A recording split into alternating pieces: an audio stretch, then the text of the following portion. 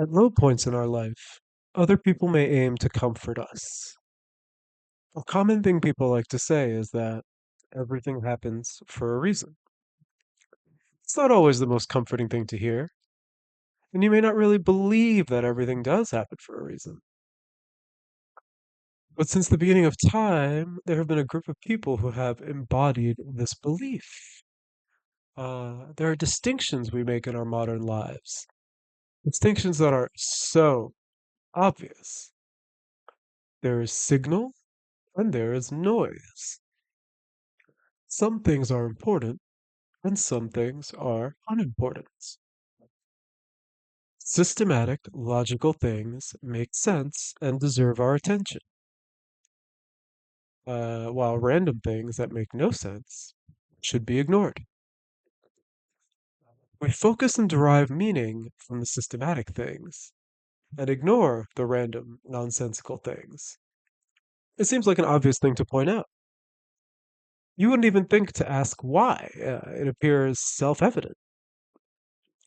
And to flip that, focus on the randomness, to try and derive meaning from the nonsense, well, that would be insane. But there is a group of practitioners who make the noise their purview and ignore the signal. There's a group of people who believe that everything happens for a reason. Even the most random event has meaning, and you can learn a lot from focusing on the random. These people are called diviners, and that practice is called divination.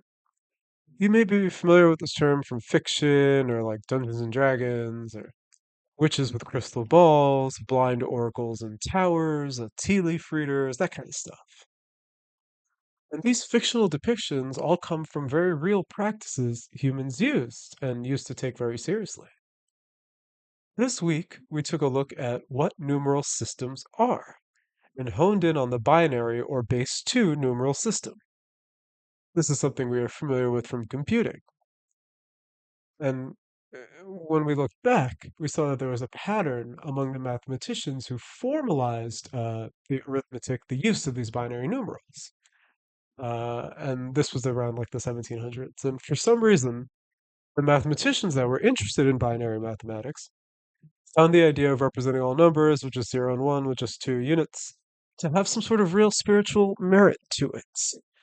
The binary mathematics were used to prove aspects of the divine, specifically in regards to their Christian views. The binary mathematics were also seen as potentially a secret key to defining a universal language that encompassed all strands of human knowledge. And these mathematicians, one certainly and the other presumably, caught wind of binary mathematics from an ancient Chinese manual on divination, known as the I Ching. There are other practices of divination that also involve binary mathematics. The Arabic world came up with a practice known as geomancy, which was historically done by making markings in the sand with a stick. And this practice spread to Europe and was really popular. It was like on par. It was like as popular as like astrology. Like people just know geomantic figures the way we know what like a torus is. And another practice, this one's considered like the most complicated one, is from the Yoruba people of Western Africa, and they have this divination system known as the Ifa Oracle. I hope I'm pronouncing that right, which also relies on binary mathematics. And these practices were at one time incredibly important across cultures and across the world. But at some point, they were each written off as nonsense, unreliable pseudoscience, and just like worthless superstitions. And there are countless types of divination. Not all of them use binary mathematics. Let that be clear. The ones that do, they use it in a really kind of simple and elementary way. So the diviner will begin a process that has a random outcome. And based on the outcomes that occur, they formulate a figure, using kind of just like calculations. In the I Ching, they were known as hexagrams.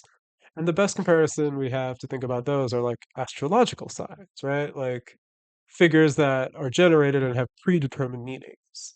So, for example, if you happen to be born on May 21st, you're a Gemini. And That's random that you're born on that day, really. And what it means is you're probably two-faced and you're obsessed with knowing with knowing what's going on. Um, and it's kind of the same idea. Like a diviner is flipping coins, sometimes literally, noting the results, and then generating a predetermined figure. The method, like how they create a random occurrence, can differ from diviner to diviner, from culture to culture, but it all kind of gets boiled down to a binary mathematics that generates a figure. And that figure will provide insight into the universe. And the information may not be very specific, but it could be interesting. Sometimes the divination outcome will let you know kind of the general vibe. Here's like the best example I can come up with. I feel like some days you just go outside and there's like a lady and she's having a huge argument over the phone and yelling, and you notice it. You're like, huh. And then later you walk to get coffee and the person in the line in front of you is just being like super rude for some reason. And then you go to like the train station or maybe like the parking garage and two people are there and they're like in each other's face and they're about to fight. And you have a thought and you're like, why is everyone acting so aggro today? So if you happen to be a diviner, if you divined in the morning, you may have gotten a reading that said something along the lines of the energy is going to be high and people are going to be aggressive today. And that's the best example I come up with. I think that's kind of the level of insight you can get from divination, from what I understand. So I've used the word vibe. I've talked about Geminis, and some of you watching might really hate this stuff and resent me for ending up here on our journey this week. We were just talking about mathematicians, we're talking about computers, and now what are we talking about exactly?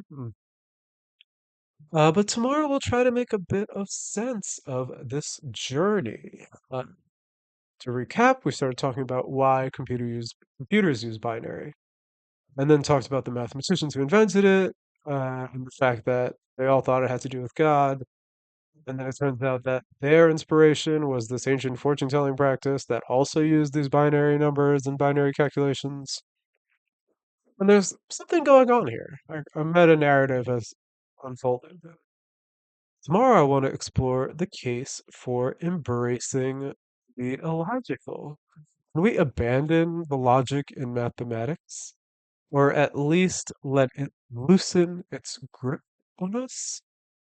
Almost certainly no, but let's talk about it. That's all for today.